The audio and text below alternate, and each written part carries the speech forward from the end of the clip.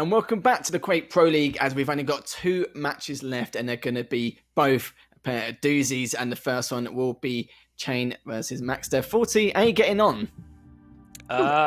With matches like this, like you said earlier, you don't need coffee. I got pep in my step. I'm ready to see some high-flying action. I'd like to see more Deep Embrace. I'm starting to love that map, especially if it's just going to be a brutal slugfest every time. So how about you, Lethal? I want to see more Embrace now. I think you've kind of put me on that trend, considering, like, I was worried you jinxed it earlier, but now that you just said it again, I'm pretty sure you haven't jinxed it. So I hope you'll see it at least one more time over his next 2 series. It depends on the circumstances, but we definitely need to put another beautiful man into the casting booth with us. It is, of course, Wheat, to be joining us for the next 2 matches with his commentary. How you doing, Wheat?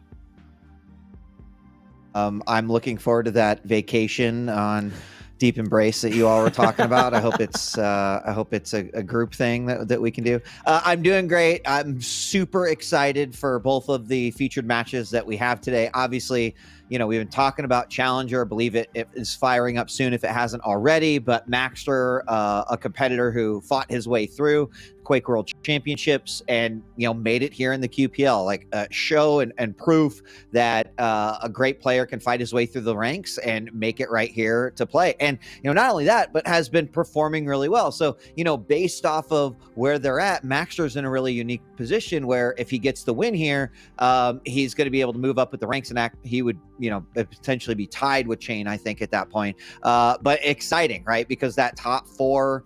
Those spots there in NA, this is the battle for those spots. So pretty great. It really is indeed. And you made a good point about Maxter as well. He's only just been in the Pro League. This is his Pro League stage, and he's been playing remarkable. It takes quite a few players. We've seen some people dip in and out of the Pro League on the Americas side, and they struggle. They dance around in the relegation zone. But Maxter, after he went 3-0 against Effortless in the first match of the week, he's been soaring through. And then, the unlocked potential he could possibly have evolving as a player can be remarkable. But he is against a player like Chain.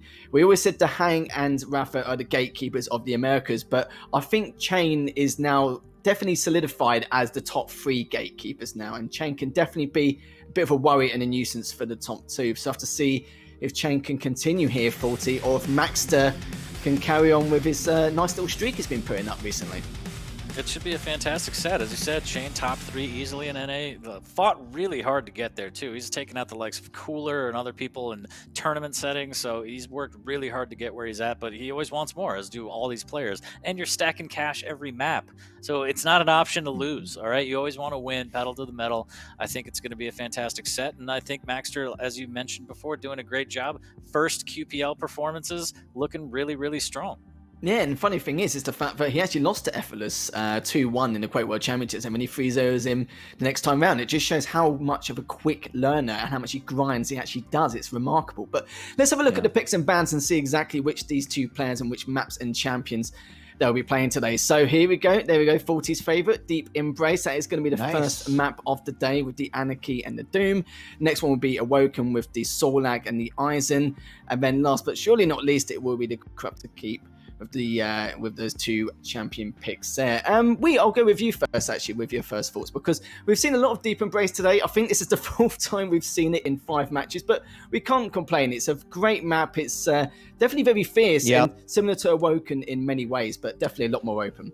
And it makes sense that this is the week that we're going to be seeing it more often than we have in the past, right? We talked a lot the last couple of weeks about players wanting to be, feeling comfortable on it. And I think in a discussion you guys had earlier, which is like, a lot of times this takes a very, very long time, but at some point you're going to start to see it come in. Maybe not one player is going to be deemed like the owner of said map, but I'm not surprised to see it kind of coming in here, especially when it does come to how the pick and bans work overall. So I like the map. It's so far been really enjoyable to watch. I kind of like I think the the chaos element of it. And I think that's partially because it's first off, it's a new map, and other, just the layout. I'm also just a big fan of the aesthetic. I think it looks great overall. I mean, that's like besides the point, right? How does it play? But I mean, to see these two players who have probably put the same amount of time in, we talked about how close they kind of are between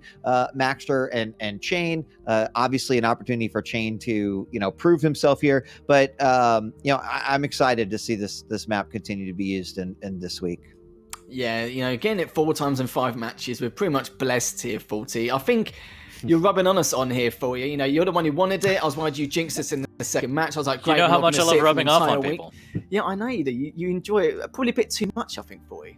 Just a little bit. But I'm terrified, all right? I'm terrified because the Anarchy pick, we've seen how fast you can get to spawns after that first frag. If that first frag goes, I think, Chane's way, because he's on Doom, we could see a lot of spawn fragging because Anarchy's stack is pretty weak. So I'd like to see him play slow off the bat, get the inject going, get his base stack up as much as he can. Otherwise, it could be really bad really fast. Yeah, the rail spawn is very tedious. It's very tempting to go for that rail straight away, even though it's a 50-50 going to bottom mid instead of the rail. But people go for it every single time. And the only way you may not get spawn traps for it is if the mega spawns or it's about to spawn, and it will keep your opponent away from you. And then that way you can kind of maybe challenge afterwards. It's a lot of circumstances there, a lot of situations you can put yourself in. But, from what we've seen, 7-8 times out of 10, they do go for that rail straight away. So we need a lot less predictability from a lot of these players when they spawn on that side. But as you can see coming into it with your first cast of the day, you've seen what Maxter can do in the past. You know how strong Chane is, but Chane has made up a very good point in the past. The fact that he feels like a lot of America's players play too standard, but Maxter, it kind of reminds me of Nosfer from back in the day, where super aggro, pretty much an aim start, and I feel like Chane needs to be a little bit more cautious compared to what he was like before. Yeah, I would agree with maybe taking it slow off the start. But I feel like Chane, you mentioned some of his previous victories, not only in this particular season, but also during the Quake World Championships. I would imagine that Chane has been developing a level of confidence in himself in terms of what I can do, how I can play, etc. And even letting his own style come out a little bit here. So I don't know even where I land here on predictions. I think this is maybe the toughest one this week to call. I mean, given our next featured match, that one a little tough too. But I think, Maxter probably has, right? He's got the new blood coming in, but Chane has been establishing himself. I would think that I kind of lean a little bit more towards Chane, and that's just because Maxter, fighting from the lower ranks, he is kind of the new kid on the block, doesn't really change how great he is overall. But I think that it gives Chane, I don't know, a little bit of, that maybe like that little bit of extra confidence. So we'll have to see. I'll just throw out a general prediction of Chane 2-1. But I think it could go either way. I do think we'll see 2-1 regardless. Yeah.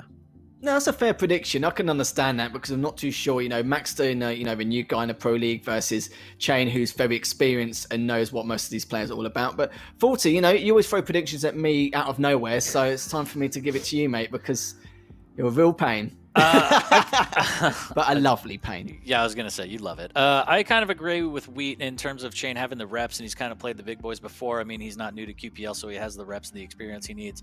I feel like that might even work to Maxter's advantage, though, because he's still unknown in terms of his reps and all of that stuff and what he has up his sleeve, especially on a brand new map. Who knows he's been practicing with. So we'll see, but my gut says probably 2-1 Chane just because of that experience, and he's been here before, and he's been on the big stage playing against these players for a while now. So we'll see. I think the boys are figuring out their feelings right now, and that's kind of what we're waiting on. So Lethal, what would you say is your prediction? See how I turned it around on you again? Nice. Yeah. I did it again. Nice one, mate. Nice fantastic. one. Very good. You'd be good at trade fragging as well, wouldn't you? Just throwing it back at me afterwards. Yeah. I'm going to say 2-1 as well. It's very hard to say. I think it could be a 3-0. It depends on the experience of Maxter and how much he's been practicing overall. It's very, very hard to call. Deep Embrace is a bit of a mad one, really, because I feel like something Maxter would be better at, but I don't know in terms of his practice regimen how much he's played Deep Embrace. I assume it's quite a lot, just like everyone else. It's just a matter of how much they've evolved quickly on Deep Embrace. We'll have to see. The first map will definitely tell the tale. But, I'm not the one casting it. I'm going to leave it into comfortable hands of you two guys. and I'll see you all very shortly. Great. I'll miss you so much. Yeah, thanks, Lethal. Let me back. 40, I want to talk about something that is happening behind the scenes that, we don't normally get to see or talk about all that much, right? I mean, obviously in the year of 2020, we haven't always been able to have our live events, and right, a lot of the play from week to week, of course, it's online anyway. But I come from a camp, because I come from the early days of even pre-DSL and cable modems, where ping was incredibly important in terms of the way you played, how you were able to play as a team, etc. And I personally think that there is an additional skill in Quake, and that is the server selection and being able to figure out what works best, what you're going to be comfortable with, etc. It's kind of what we're going and seeing right now. But I just find it sort of fascinating and interesting, because it used to be like the game before the game back in the day.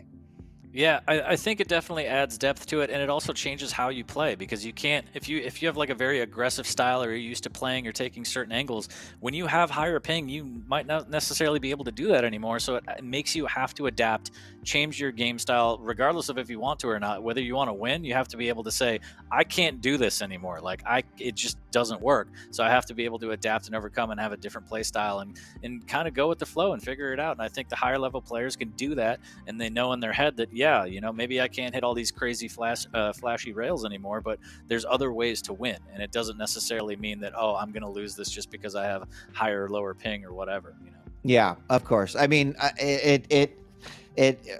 I just find it a super fascinating kind of thing that we don't necessarily always see behind the scenes. But I am excited for this matchup. I think this is actually the first game of Deep Embrace that I will have actually casted. So excited that at least a few casters before me have gone through and broken the ice a little bit on that one. But I'm excited as we continue to see some new maps come into the rotation, and that means, of course, some maps leaving the rotation, not necessarily permanently, but throughout the stages and throughout season 2. So who knows what else we're going to see? I'm very excited about that as well.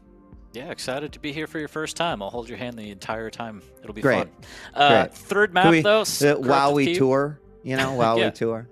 Absolutely. Put one of those little leashes, the kid leashes, on me, and I'll follow you around. Now you're speaking my language, Wade. It's been a dream of mine. But CK for the third map. I mean, CK is one of my favorite maps, so I'm really glad to see that. It kind of has fallen by the wayside for Deep Embrace, I feel like, and Awoken and stuff like that. So I'm glad that that's going to be in this set. Strog versus BJ on that one should be pretty good, and then Awoken for the second map, Sorlag and Eisen. That one should be pretty good as well. Again, we've seen Eisen be deployed on Ruin specifically so well on that heavy armor area. It's just a fortress. You can't get in. You have to worry about multiple angles getting hit with the turret while you're eating rockets or LG or rail or anything like that. And I think players have figured out on Awoken certain spots to put it on. You could put it kind of lower right outside the telly towards the heavy, and also up on top at the T-Con for the mega. So I'm looking forward to kind of how the series progresses, but it all starts on Deep Embrace. Again, the boys are just working out their feels right now, so that's what we're waiting on. People in chat who are super impatient all the time. But again, what was it I wanted to say? Yes, quake.pglesports.com. If you want to go check out some stats for both Challenger and Pro League. One-stop shop, so you can see all the prize purse, map wins, everything to get your grubby little mitts on. But yeah, we're just working out server stuff on the back end, and we will be getting into the first map shortly. And we won't jump too much into it, but our next featured match that's coming up is absolutely going to be a doozy as well. That one is going to be Cypher versus Razy. Of course, two players that have just been absolutely just demolishing in QPL and just showcasing some phenomenal games. Very, very excited for that one. We won't jump too much into it because we don't want to jump the gun. But while we have a moment, we've seen a lot of matches today. Any one particular match that really stuck out to you that you've enjoyed so far?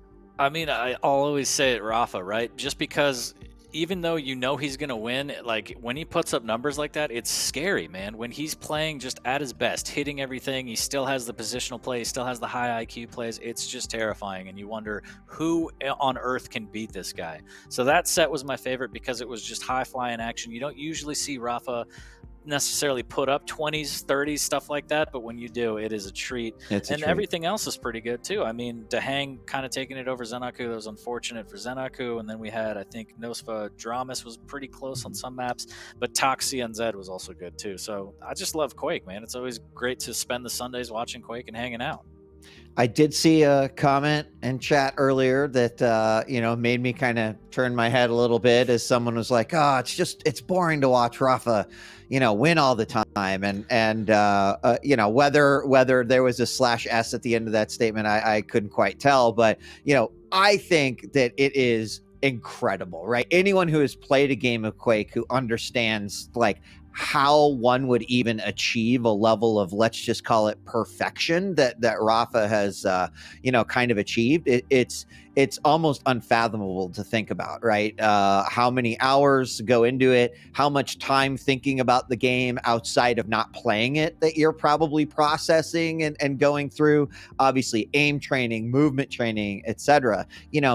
Traditionally, deathmatch has not really seen champions that consistently win over and over. It's one of the reasons why, Quake is as exciting as it is. You have your champions, and oftentimes at the top ranks, they are battling out. But Rafa continues to show that he is one of these players that is, almost breaking the plane of perfection when it comes to this game. And it is just absolutely just mind-bending to see, and then to think about what goes into being able to perform and play at that level. So, I personally, that guy can go home. I think it's exciting as hell. Get off my to watch. lawn. Yeah. It's amazing. Yeah, I totally agree. I think 10 plus years of sustained success is just incredible, especially at this level. Just watching him get even better and better somehow. And I think it's fantastic to see, and it's well earned. And it's not for lack of challengers. There's plenty of people in the Pro League that are high level players that have been champions before, but to keep edging them out over and over again and taking titles, like, that's huge for Rafa, and that's a testament to how much he puts in, and it's just the effort and the dedication of the game. Yeah, you have to love to see it. I don't subscribe to that train of thought where it's boring. I don't know. Yeah. Well, I'll tell you what, we are still working out some of the details of this matchup. It should be starting soon, but instead of sitting here and yapping for a little, we're going to take just a quick break. But when we return, I hope you're ready, because we got two featured matches, kicking it off with Maxter versus Chain. So don't go away. More QPL coming at you right after this.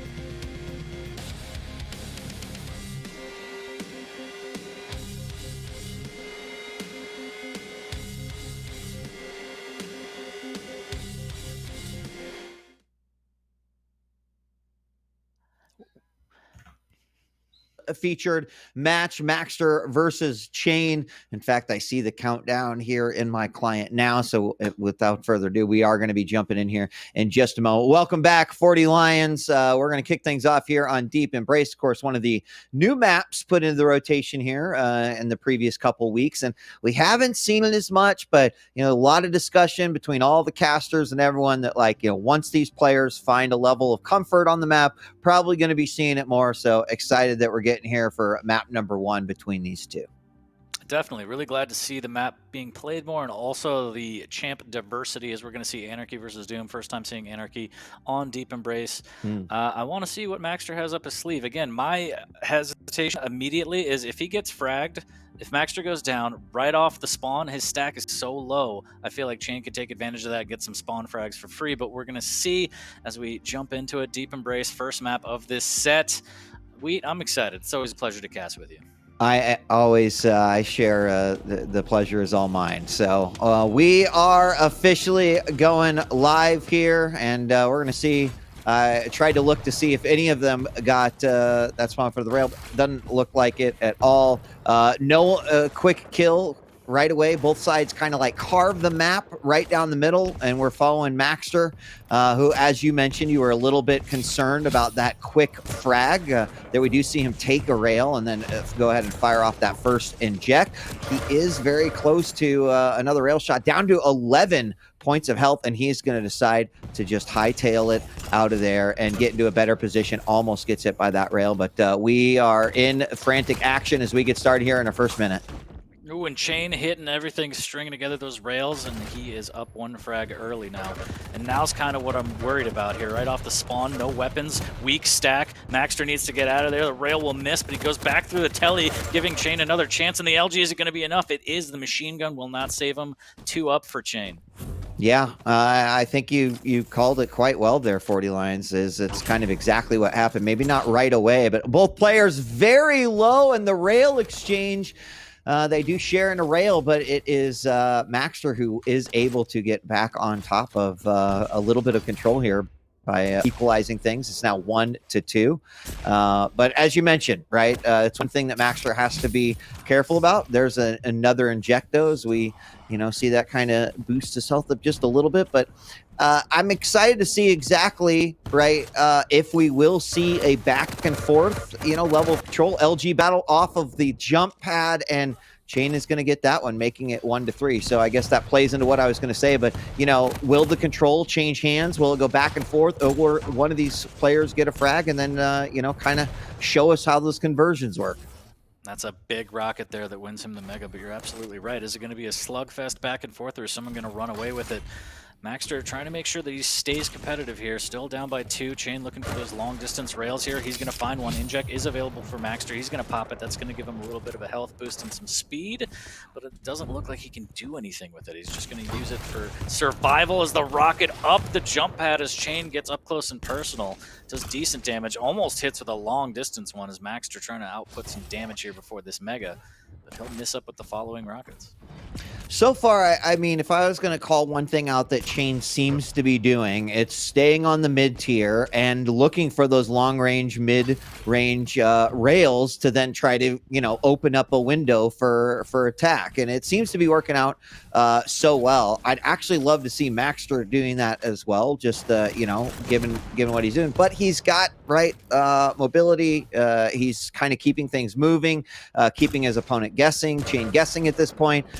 We got a missed rail into some LG damage there for Maxter. He's at about 176.28, just looking to continue to increase that stack. And we have an LG battle, and we'll get the eject coming out. Chain missing the jump, and it's going to give Maxter the opportunity for the rocket frag, making it 2-3. That was just really well done by Maxter, being patient on the inject, trying to get as much damage as he could before using it, and Chain just deletes him with the shotgun. Nothing matters when you're that close to a super shotgun. That's painful.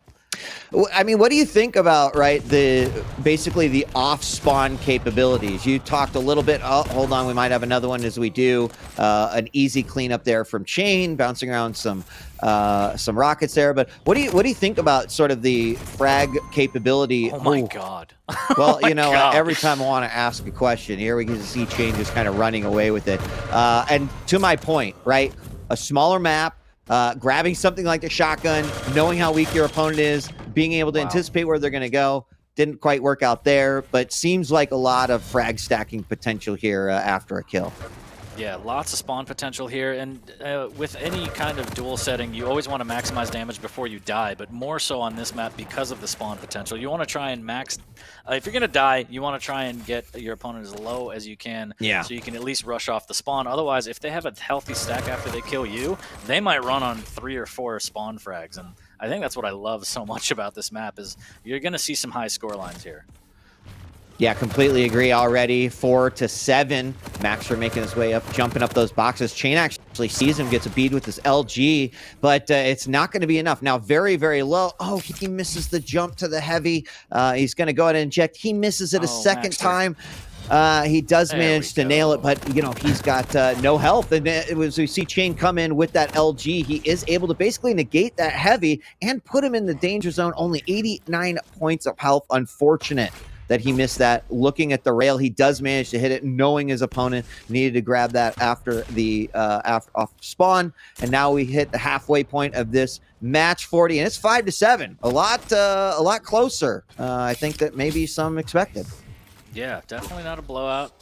Well within the realm of possibilities, especially with shots like that. Heavy will go Chain's way, Matt pick up the Mega. So another trade, as we've seen pretty often in this battle here. Chain looking for some rail angles. Maxter needs some armor. See, here's the jump pad. Now he can lie in wait. The double fake from Chain. No, he's going to go up the second time instead of falling back down, but he's still really weak, and the rail is going to land. He needs to swap and get some damage. LG will do it. 2 HP. Wow. I mean, that's the ejects, right? If he hadn't been keeping on top of that. Oh my God, going for the heavy has not been nice to him today. Maxter goes down, going for that jump. He was going to miss it. Chain saw it, and he assured the miss there with an LG push against it, making it 6-8. Maxter did start to, use that railgun a little bit more. I kind of like it, but unfortunately, as you called out, hit that rail, couldn't follow up with the LG fast enough, left himself with only 2 HP after that last matchup. But it's a 1 frag game, as somehow Maxter continuously being able to dish out this damage and kind of equalize it in these fights. And no one's really walked away from a fight clean yet for you. No, not at all, as it's been an absolute bloodbath here. Chain down below, just waiting, doesn't want to give up his position. Maxter's going to drop down, try and get a surprise rocket. No dice on that. Good spam through the window there, as the return rocket from Chain actually lands a lot more damage. Trying to fight from below with rockets, never a good idea here, as the LG will absolutely melt Chain's HP, and he needs to be careful here. Little ring around the rosy, misses with the rail very close. Through the legs almost. I didn't think he expected him to be there at all. There was a big solid half a second where he just kind of looked at Anarchy and was like, wait, what? What are you doing? 7-8, well, what is it? Still following Chain. He has the lead, so, has a little bit more flexibility. But in a map like this, you can't really feel safe. You're going to play this down to the final second. But going back to that strategy of kind of staying on the middle, trying to hit with the rail, following up after that, and now waiting on top of the heavy, does manage to get it. Doesn't have to go for any sort of big jump to do that. He finds him right next to the Mega, and Maxter somehow juking through those 2 rails from Chain. The shuffle, dodging those rails. He was trying to add a little bit of a delay to the Mega, but once Chain saw him, he had to grab it immediately. Was scared of giving it up from a push from Chain, but 2 minutes left, Chain up by 1, and he's got this top positioning here, forcing Maxter to him. And there's the rocket jump, there's the LG. The rocket's not landing for Chain. He needs to be really careful. Inject comes out, and Chain somehow, oh no, Maxter turns it around with a shotgun. Yeah, really unfortunate there for Chain, but just a great job by Maxter. I'm not sure that those rockets were doing quite what he was hoping they were going to be doing. Took a lot of LG battle before that, final little bit of damage. But great tri-bolt coming out from Maxter as they try to exchange a little bit there. And he's going to go back through the telly, try to get behind his opponent here. And he's just like a couple of milliseconds behind, but coming around the edge. Does expect him to see him there on the heavy. He misses that rocket, knows what Chain has. He immediately heads on over to the Mega. I think that was a smart move. And now we'll have a battle from the mid to the low. Again, Chain kind of wanting and preferring to stay there in the middle. But we got a tie game, and we're about to go down to the final minute. Chain wants this frag real bad, and he's going to get it as he drops down with the machine gun. Well played from Chain, and now he's going to cut off at rail. Maxter knows that he shouldn't go. He's trying to delay. He's got the nail. He's going to moonwalk away here, but Chain has the lead. All the pressure's on Maxter. He needs to find weapons, and he needs to try and get some sort of stack going and start his attack. Yeah, and he's not going to have a whole lot of time to do it. It's not like you can just kind of hang out in some dark corner here on this map. I mean, that's exactly what Chain is kind of trying to do, but Maxter knows exactly where he's at and where he's been, where he hasn't seen his opponent is going to give him that information. He makes a jump over. There's no really easy way to assault in there, though, without except the rocket jump, just like he did right there. And again, on the hunt, but Chain's put himself in kind of a perfect little spot because, right, Maxter, how do you attack without any sort of an armor stack at all? Down to the last 15 seconds, he's going to have to make something happen here. He does go in for it, but it is not enough. Chain able to get the damage done after a rocket jump, 10-8 with the final seconds, and he is going to clinch it, but a very, very close one. Chain takes that one away, 11-8. That was just well done. He had the frag lead. He had positioning on the upper level, and that's all you really got to do. Let your opponent come to you, get that free damage, and then after a while, Maxter just had to start rocket jumping to even get up there. Of course, Anarchy doesn't have a passive like Ranger, so he's doing self-damage. He's running into rockets. It was just brutal. It was just well played by Chain. Very good, solid fundamentals. Yeah, I have to. I mean, Chain, obviously, congratulations. Great map win. I like what Maxter attempted to do there at the end, right? I mean, you're down. You've basically got to go for it, right? Unless you're just going to sit down and decide that the game's over. Had he just had a little bit more armor stack, right? And a lot of the exchange, Chain was doing a great job holding it down up there, but he forced Maxter into potentially needing to rocket jump to get up there and have any level of advantage over his opponent there. So I loved how the final moments of that one played out. I thought Chain played it perfectly. I think Maxter did what he needed to do in order to try to win the game. Obviously, based off of what we saw, that didn't happen, but still love and appreciate the effort.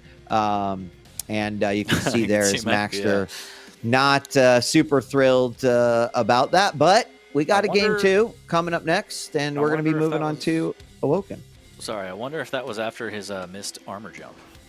Oh, yeah, I think a little bit of practice. I don't know. It's tricky. It's tricky. Yeah, I mean, that was definitely unfortunate, right? It's left with that lingering question of like, well, how would this game have been if I wouldn't have had to try to jump on that twice? I mean, you go back and you look at that and rewatch, and I bet it's the longest 7 seconds of our lives, right? And thinking about what your opponent can do in 7 seconds is it's pretty nasty. So that's tough, but it's also one of the reasons that I really like that map. And chat was pointing that out too. Like, I kind of like the fact that, you know, unless you're coming from this direction, you've got to sort of trick jump, and that changes, right, what champions are going to be used more on the map, etc. So love it all. Great showing on Deep Embrace. Sure. Yeah, definitely adds to the strategy of, you know, like Doom and Nyx and stuff like that. A lot easier to get to the heavy armor with champions, as we saw, like Anarchy, Slash, stuff like that. You're going to have to use that little trick jump with the little blocks to make sure that you hit it just right. So, yeah, big shouts to Chain, man. 11-8, taking that first map. That's going to be hopefully some good momentum as he goes into his map pick of Awoken. It's going to be Sorlag versus Eisen. Right off the bat, again, the stack advantage does go to Maxter, but Eisen has that turret. You can set up traps and do a lot of damage and just absolutely pipe that dinosaur. So we're going to see. We're going to see what happens. I think Chain might be able to walk away with this one. Yeah. Well, I mean, either way, I think it's still going to be a pretty close matchup. I do like what you've said about, you know, Chain and Timmy and all the different ways that sort of Eisen players have figured out how to really lock areas down with that turret or get more information of that turret. You know, Sorlag, I just think is, real nasty. It's actually a champion I really like in terms of what you can do and the kit that it has, she has. And, I'm looking forward to seeing how this one plays out. But we did go through server change here, and now we are about ready to hop into map number 2. We saw Chain take first one, and don't forget, we've got another featured match coming up after this one. Thanks for joining us here for Quake Sunday. 40 Lions, take us away. Let's get it. Maxter versus Chain, map number 2, and we are going to start off on the one and only, the big bad man from Argentina. Maxter on the big bad sorbet here. Heavy and rail in hand with the spit. A little bit of rail through the telly, but will miss for the time being. Look at this movement, though. So smooth. Right off the bat, so much damage. Very, very much so. And seeing this initial fight play out. Chain with 0 armor at all, and Maxter smells a little bit of blood, make his way up. Didn't have any problem making that jump right there. Sees the turret, instantly takes it out, misses that rail, which is unfortunate. Would have put him in a great spot. Potential kill, and there it is. Now Chain hurting, flying around the map, maybe even leaving a blood trail there. Exchange another rail. Chain seems to have found his way out of that one. Yeah, good damage early on from Maxter there. Spit is going to be down as grabs the vials, and it's right back up just when he needs it. Items are synced, so it's really up to Maxter kind of. I feel like he can dictate which one he wants and where he wants to put out the damage. It's just a matter of figuring out where Chain is. And that rocket jump is going to give him the info as the rail misses. The rocket zings by the dinosaur, and players are going to trade items. We've got Maxter now trying to make a few angles happen here with that rail. He gets hit with the rocket coming out of that teleporter, followed up by a rail from Chain cross map.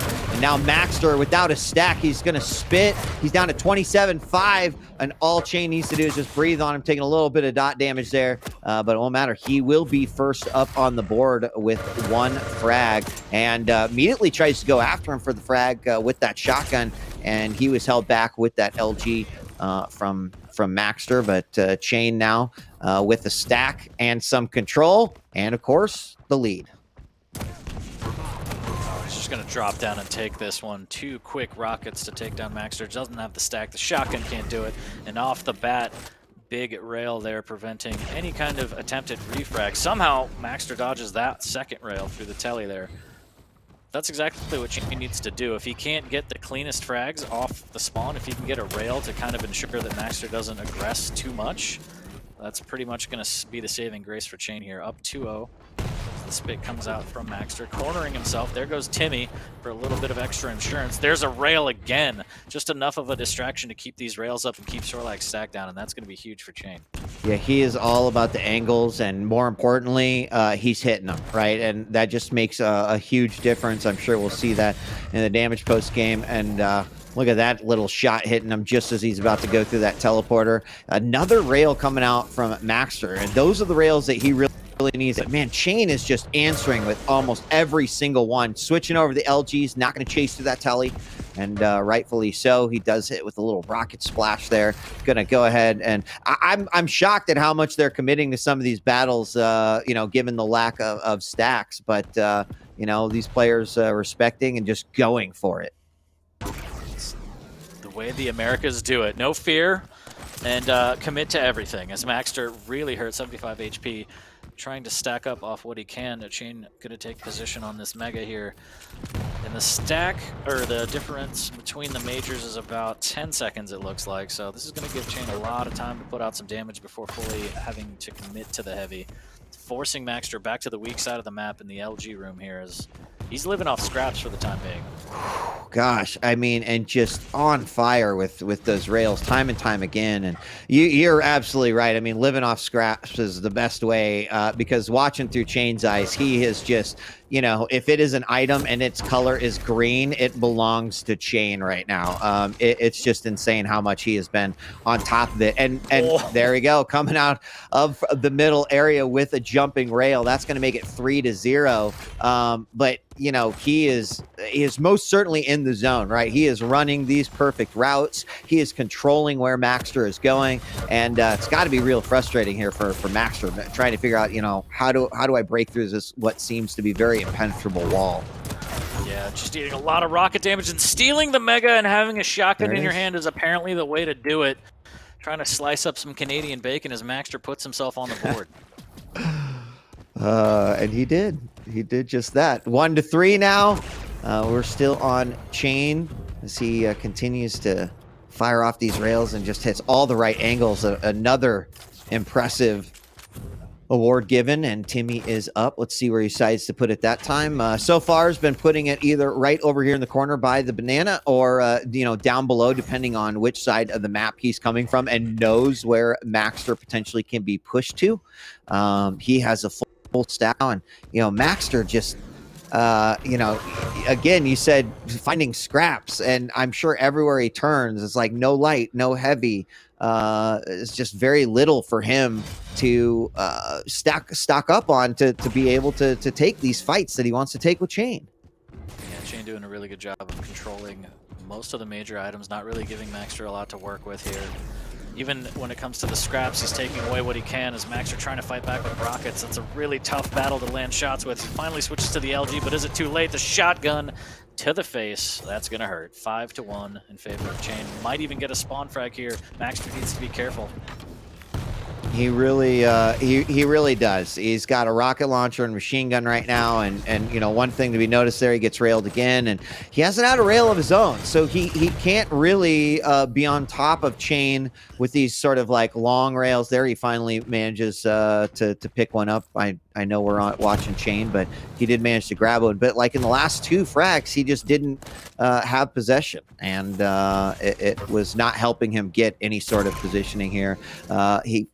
Wow, Chain just continues. I don't know what his rail's looking like right now, but he's hitting about a 60% rail, and that's 30 shots. So he's getting it done.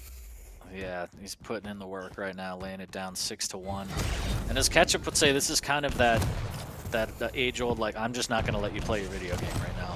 Chain just asserting dominance over Maxter. Spit comes out to try and secure this Mega. Is Chain going to be crazy and go for it? No, he throws down Timmy, and he does so much damage with the nail and tri-ball combo. Timmy trying to pop off as well. The rail will miss. Maxter will finally get a Mega and immediately have a rail in his face. And now the battle over T-Con breaks out here, but Maxter still worse for wear. Chain just has the armor stack that Maxter wishes he had. Yeah, I mean, continuously. You take a look at it, it's 12 heavies to 2 heavies for Maxter. Oh, my goodness. I mean, there's a level of confidence that Chain is playing with right now, especially in like, I'm just going to shoot every opportunity I can with a rail. And it's just over and over again. Now 1-8, and he is low, but the Mega is up. There's no quick way for Maxter to make his way over there, and it was like Chain, didn't really get hurt that much. He's back to full stacks. It's just brutal, man. I mean, the hitbox on Sword Leg, yeah, it's a little thicker, she's thick, but Chain is really getting so much mileage out of that rail. He's hitting 1,800 damage, and Maxter has 2,300 damage total. So Chain is almost equalizing damage just with the railgun. That's actually just insane.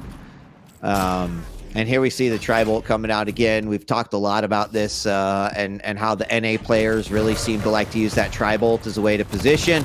Timmy comes out, and rockets being laid down. The LG fired back by Maxter, but it's not going to be enough. Again, finding an angle. Chain lands another rail, making it 1-9, and he's run away with this one. It's going to a map 3 no matter what, but Chain certainly asserts a level of dominance that I wasn't expecting, I guess. And I thought that it'd come down to still a lot of like rail warfare. Oh my God, that's why I love Quake. 40 Lions right there. And he hit him with the Liptons. I don't know if you guys saw it. It was really subtle, but I always keep my eye out for that. I love it. He lipped into the Mega just a little bit after that air rocket. Chain is just got the swag right now. 10-2, popping off, 9 minutes in. I mean, there's nothing Maxter can do.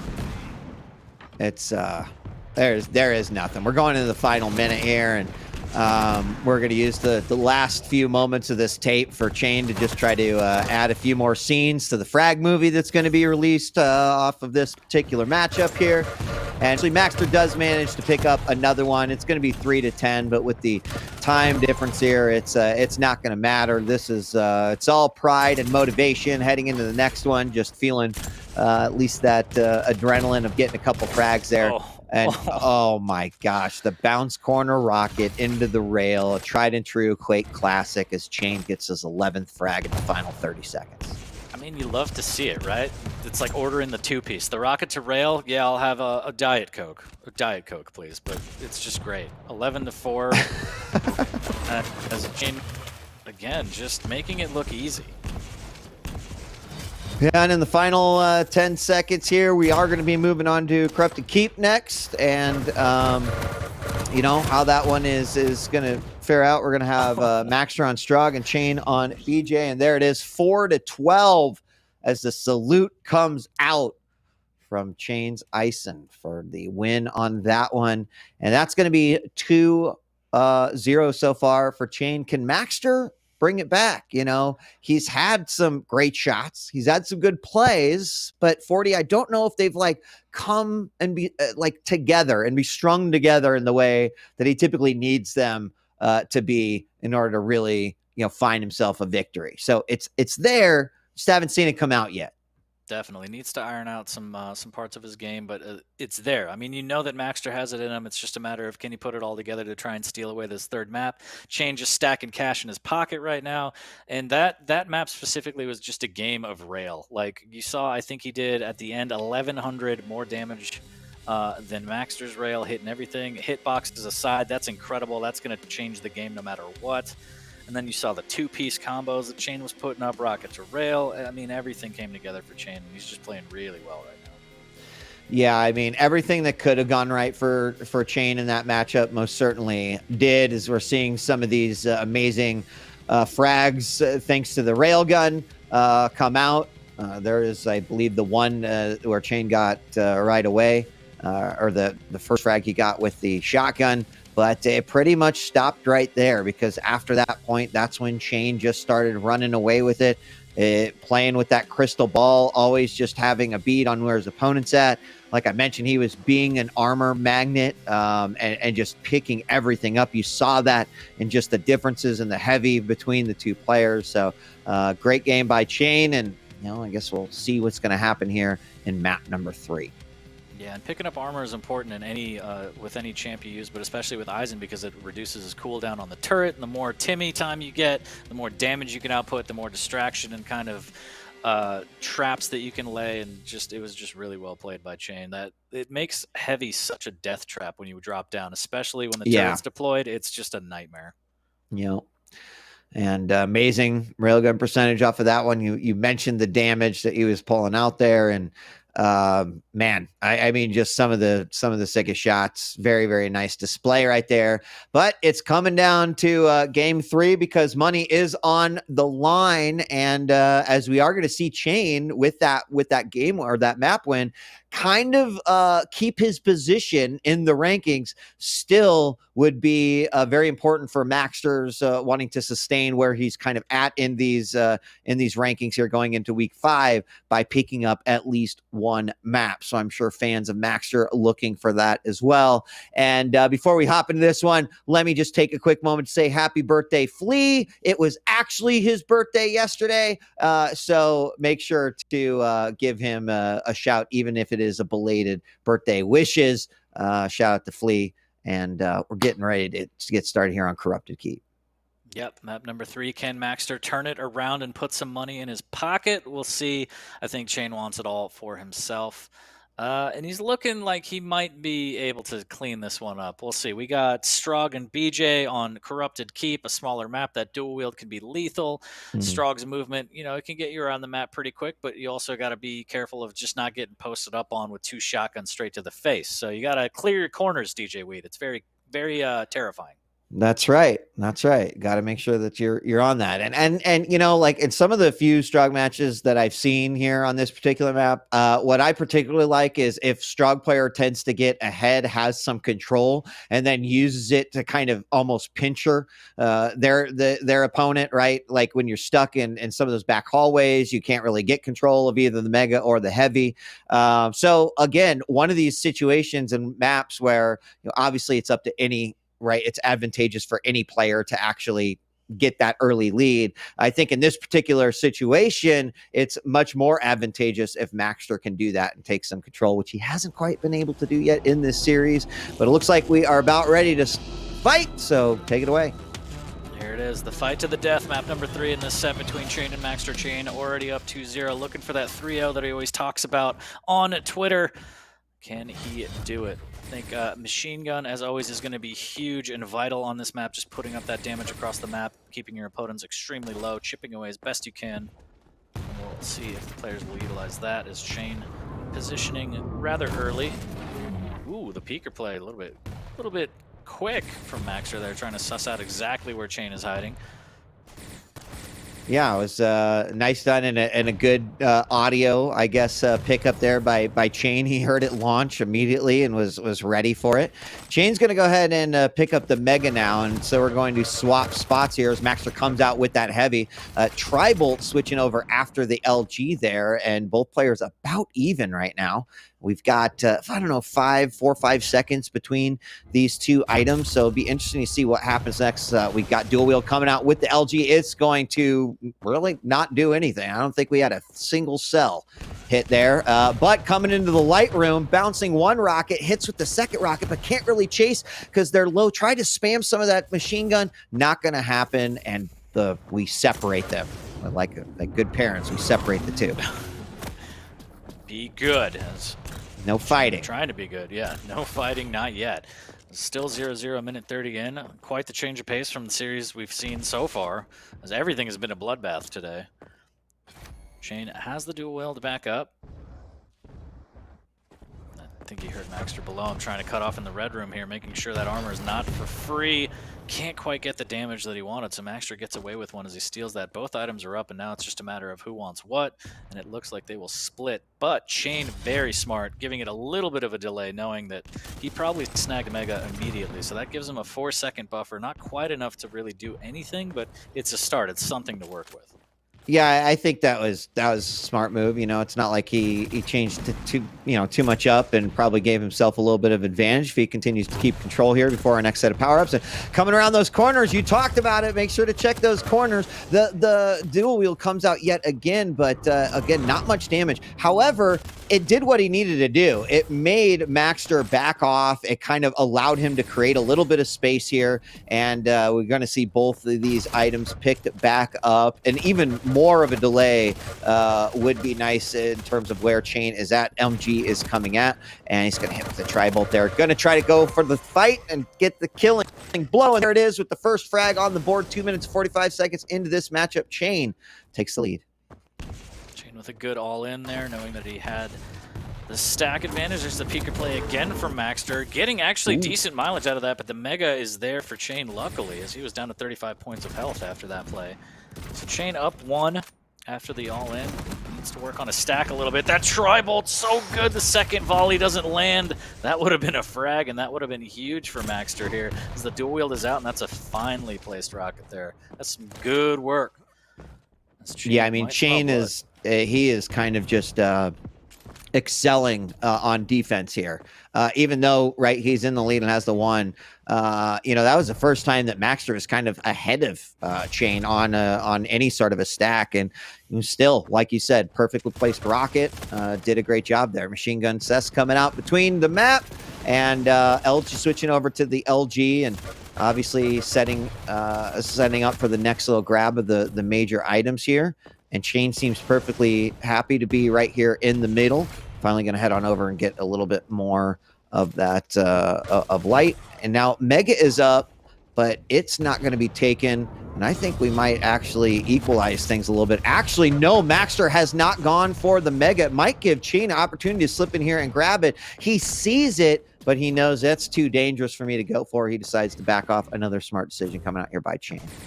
Yeah, not overcommitting, not worth his life. He wants to keep this 1 frag lead, but that defensive rocket we saw from Maxter earlier was just so good. Keeping Chane out here, keeping him low. Is the LG pushing Maxter off the ledge maybe? He does, but he clears the lava, luckily for him. But both players extremely weak right now. Chane will grab the armor. That'll give him a little bit of an armor stack, but Maxter's okay with that because he gets the heavy. And he's like, okay, now I can work with that. But look at that, another defensive rocket right to the face of Maxter. I mean, does just count in such a major way, right? Anytime you can force your opponent just to not do what they were about to do, it's a big deal. But only one frag still separating these two, and I have to say, like, let's be impressed with although Maxter being down a frag, has been taking the right battles. Has been using Peeker as effectively as they can. Finally, Chain kind of managing to sneak in some damage there. It's the first time they've sort of exchanged without, without exchanging damage to each other. Excuse me. And so, Maxter still doing a good job. Chain with the lower slack, but still kind of in control. We'll see what happens here on our next set of power-ups. Coming around the corner, getting a little bit more aggressive, decides to back off there. Maxter thought he had an opening. It didn't quite happen. And there it is, finally getting an LG off the bridge. We're tied up 1-1. Yeah, and the dual wield saved Chain temporarily. Using it at the choke point was the best spot to use it, but then he kind of overcommitted and pushed out. Maxter was right there with the LG. Does grab the Mega. Chain tries to put out as much damage as he can, but I think that rocket landed right before the Mega, or maybe right during. The Maxter stack still looking pretty good. 10 seconds until the heavy, so the split is big enough for Maxter to push out and do more damage, but it also gives Chain an opportunity to put out a little something here, but he knows better than that. He wants to back off and try and get a better bead on Maxter before he commits to anything. Well, we've got a fight coming on here in the main room. It almost gets down Chain. He's down to 16 points of health. I was going to comment, I think maybe Chain thought that Maxter had already picked up that heavy, but there was still quite a bit of time before. Hard to read. I wish I was a mind reader, but well, back to 1-1 now. A tie game. We've got almost about 3.5 minutes remaining, 40, and this has been a nonstop back and forth, like both players holding their breath because it has just been intense the entire time. I cannot get over Chain's defensive rockets right now. But yeah, absolutely neck and neck right now. And the shotgun into the Peeker, is it going to be enough? The screams come out, and the Peeker does the damage. Maxter takes the frag lead 2-1. And that was just really well played. Chain just couldn't deal with that big old Peeker in his face.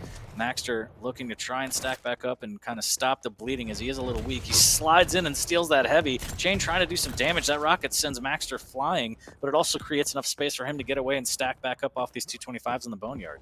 Yeah, and I mean, are we going to have a fight at Mega? We see some rockets come in, but Chain is going to grab it. It's unfortunate. If Maxter would have grabbed that, he probably would have been in a position to set himself up for a potential third frag. Chain, though, capitalizing on it, manages to dodge most of the damage right there, and we're going to have a fight back in the middle. Runs out of LG, which is unfortunate. Could have got some nice damage off right there, but going back to the heavy, he sneaks it in, and there's been back and forth, but Maxter with far more heavy pickups than Chain, and Maxter is hurting. He is very, very low. One more tickle from that shotgun's going to do it. We're tied again, 2-2. And that was just so close. If Maxter was a little bit more patient, maybe he could have gotten in on Mega, but Chain just closing in at the perfect time, knowing he cannot give up that item. Ties it at 2 minutes left.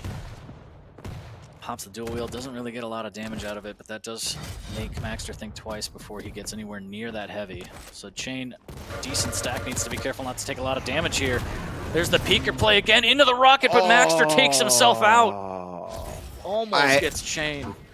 I mean, just the opening of that fight spelled disaster, 40, right? I mean, the amount of damage that Maxter took by Chain's LG before even really reacting and getting a shot off on his own was too damn high. And then coming around the corner, like the idea of using Peeker right there, but following up with the rocket for the suicide, that is super unfortunate. That may actually clinch it here for Chain. We've still got 1 minute and 10 seconds left to go, but that series of events was just sort of, you're building a house of cards. You've just hit, card number 349, and then all of a sudden it just starts coming down.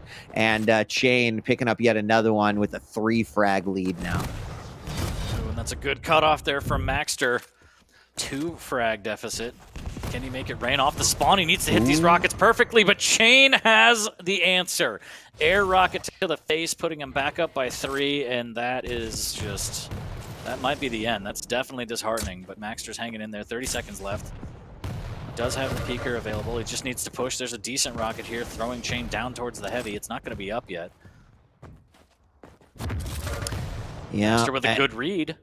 That was a very, very good read, knowing that he's coming up from the bottom. Chain completely waits out that respawn timer to make sure 150% he can grab that win. And with 5 seconds remaining, he is going to do it. Chain does take this one 3-0, solidifying that, like, hey, I appreciate all the things that you said in the pregame, but my ranking in NA is definitely indicative of how I'm feeling, how I'm playing right now. And he put on a nice show. Maxter looked good, but I think again we didn't see too much of what he did great strung together. And so although we had these brief moments of brilliance and amazing shots, Maxter just unfortunately not able to put them together in a way to pull out a victory, and that's going to let Chain take it 3-0. Yeah, just needs to put in a little more work and kind of iron out some details, but well played by Chain. I know he always talks on Twitter about wanting the 3-0. Got it today, earned it, well earned indeed. And so grats to Chain. Yep, and let's check in with Lethal's coming back, see if he got a chance to watch this matchup and what Lethal thought about it. Putting you on the spot now. Did you get to check that out? What do you think? Both 40 and I were wrong. It was not a 2-1. Chain takes it 3-0. It was a bit more interesting than I expected. After that first map, especially with Maxter being off host quite heavily, I thought to myself, okay, there might be an opportunity here for not only Maxter to take the second map, but it depends on what the third map's going to be like. You can see from there, Maxter does enjoy more the small map geometry in comparison to the larger ones. But even the Corruptor kept it very, very close from start to finish. But towards the end, Chain pretty much had his number, and it was just a matter of time, really. And I feel like Chain, on so many different occasions, especially on Awoken, couldn't really control the aggression of Maxter, so he had to equal the aggression and put him on his toes, not the other way around. Because I think if he did play more of a passive style and let Maxter get away with way too much with the items, then it could have swung some roundabouts and gone the other way. But well played by Chain. After that first map, I was quite shocked with how Chain was performing in the second map. Like, ridiculous. Yeah. Just railing like a madman, hitting all those shots, as 40 pointed out. So much damage. So much damage. Chain, he always says, I love that. I love that. He just looked and just went, yeah, and what? I love it, man. I love it. Standard players. What do you think, 40, as well? Because, you probably had the same instincts as well as the fact that the first map definitely could have gone Maxter's way. It's pretty much a coin flip, especially towards the very end, until Chain decided to start defending himself on the heavy in the last 20 seconds. But both of them were just at it, like, back and forth. You couldn't really predict what was going to happen, but that's Deep Embrace for you in a nutshell. But you kind of felt like with Chain, with Awoken, that is more his style of map. Maxter does enjoy it too. I think both of them just enjoyed a smaller map pool overall. So I think we kind of assumed that it would be a slugfest for both these players. Yeah, man, I think it was fantastic. Well played to Chain. I always look forward to the smaller maps because of the spawn killing and just the high frag numbers that you could see. It's just more action. It's fantastic. But I also love watching Chain play because he's one of those players where if he's feeling himself, like that little look in the camera, he'll pop off a little bit. He'll pop off, and he's not afraid of that. And I want more players to just pop off and see their personalities come out. And of course, it's easier when you're winning. But yeah, I love to see it, man. You love to see it. He's serious, but at the same time, full well he doesn't take anything to heart. He'll do everything he can. He's got kind of similar sense in terms of how Rafa plays. He'll absolutely go all over you until the map is done and dusted. He won't just, sly off in any way when he's got a 6 frag lead, 10 frag lead, anything like that. But Maxter made such a good attempt on the first map on Deep Embrace. We kind of thought to ourselves, okay, this could be, quite close throughout the entire thing. But Chain, the amount of times he suffocated, he always had the correct, perfect angles. I don't know if it's the fact that Maxter was quite predictable on the routes he was taking on the back foot, or the fact that Chain was just sitting there top mid the entire time, just making sure that he waits for the first shot from Maxter or the first attempt from Maxter to try and push in on him. But also, what I've got to say, Maxter's LG is phenomenal, especially on Deep Embrace. He was barely missing. He's probably got one of the best LGs I've seen so far, outside of Tox, of course.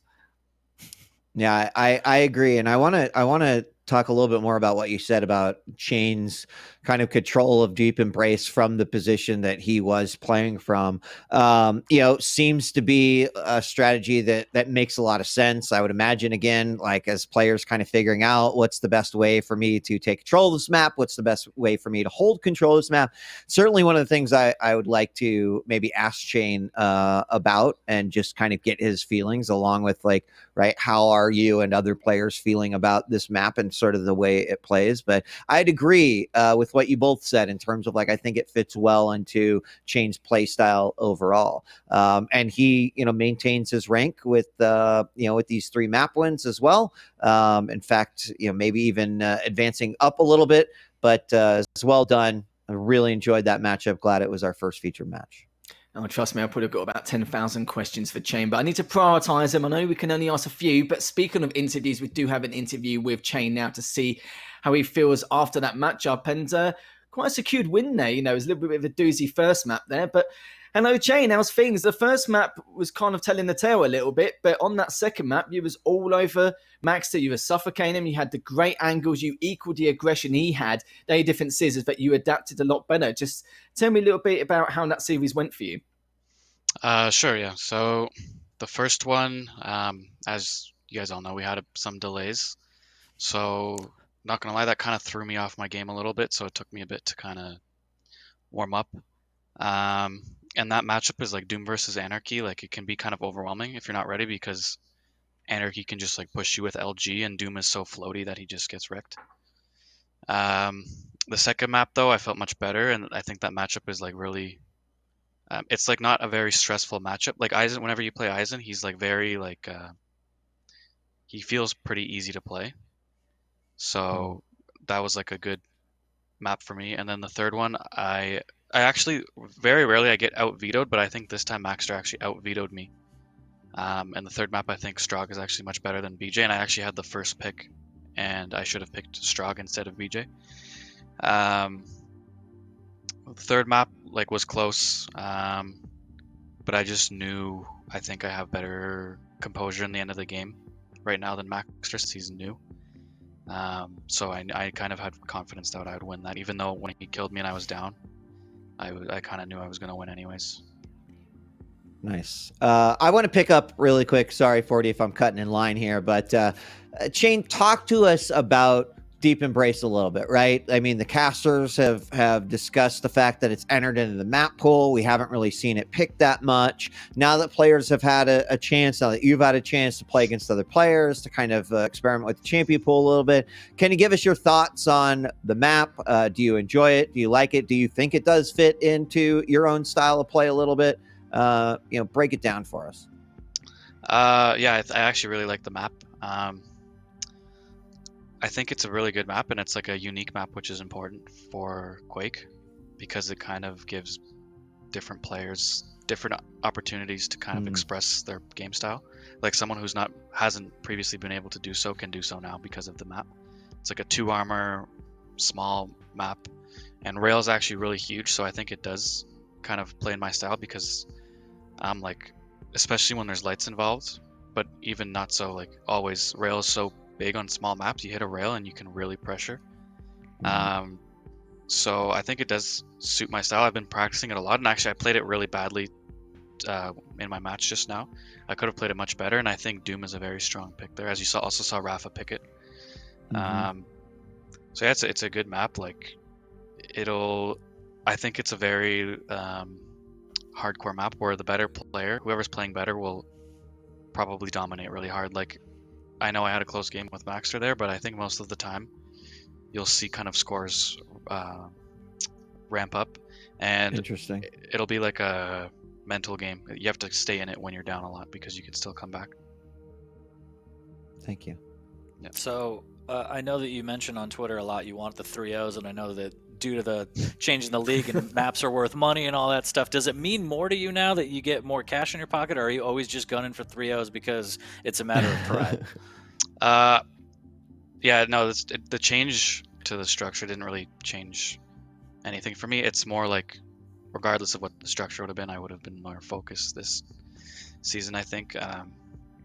But yeah, like right now, I think I have the most positive net map to loss ratio. I think I'm 11-1 now, and that is, you have to consider the fact that Rafa's been on the most bye weeks out of anyone. So it's going to be like tough. Damn, you're gonna throw him under the bus like that? Just kidding. No, I'm saying it's gonna be tough to like stay ahead of him for sure. Like it's obviously Rafa, right? So we'll see. Like I'm doing well so far. We'll see what happens. Yeah, man. Yeah, you've had a dominating start to stage 1, which is the perfect start to the season for you. But I just want to go back just a little bit, quite a few months ago, back all the way back to stage 2 finals in season 1. That's where you kind of made yourself more known with that loser bracket run. But even then, you showed this huge level of consistency over the last 6 months. I just want to ask what kind of separated yourself from a lot of the other Americas players. Like, have you changed your style in any way? Have you become a lot more disciplined? Tell me a little bit about what you've changed yourself as a player in comparison to the others. I can't say exactly what other players are doing. I think my drive is higher probably than some of the players. I don't know. Play style. I don't really focus on what anyone else is like. I don't really analyze what they're improving like or whatever. So that's kind of hard for me to say. But I will say Maxter actually has surprised me. Like he's pretty good. I remember when I played him before, I was like, oh, this guy's like nobody, whatever. And then as he's been just joined, he's like, honestly, he's pretty like a strong opponent. And I think if he was more disciplined, he'd be like very strong. He honestly plays like Nosfa, which is ironic because they're both from SA. So I think he can kind of be on Nosfa's level, like, or even higher. But he just has some learning to do, I guess. And then obviously there's Zanaku, who's like improved a lot, and he has his own challenges with ping and whatever. It's like kind of like a grind. Like it's like we're going for another year, so people have to realize that if you want to be competing with me at the end of the season, you need to be starting now, because I'm not like taking any day as of right now. Like I'm not taking any days off really from grinding. So I think that's the key answer there, which we're looking for. It's, not just your style or anything like that. It's your work ethic. It's one of the strongest in the league. And because you've got a strong work ethic, I've known lots of players in the last 20 years where normally they won't go into detail about exactly what improvements they made. But when they talk about their determination and their work ethic, that's normally what turns the tables in comparison to everyone else. And that's why Rafa's so strong overall, not just because of the amount of years he's played, but the amount of time and dedication and grinding he's put in this game and compared to everyone else. But congratulations anyway, Chain, for that Congrats. match win, 3-0. Thank you. Nicely done, and I'm sure we'll see you again very soon. I hope so. Thanks, guys. Thanks, Shane. But it seems to be that way, though, isn't it? I like to try and pick out the little things. Is it like their cursor? Is it they've changed their sense a little bit? Is it their movement and positioning? Is it, anything else? But they all say the same thing. It's not really one particular thing. Sometimes it can be, but sometimes it's not. This time around, he's just being honest. He's just saying, my work ethic is one of the strongest. Whilst you're maybe playing something else to chill and on the sidelines, he still could be playing Quake like day in, day out constantly. And the improvements have been showing. And it's quite scary, really, which is why, the other two players, the gatekeepers, Tahang and Rafa, need to keep a watchful eye on him because, he's getting better and better, but now the improvements are becoming at more rapid pace.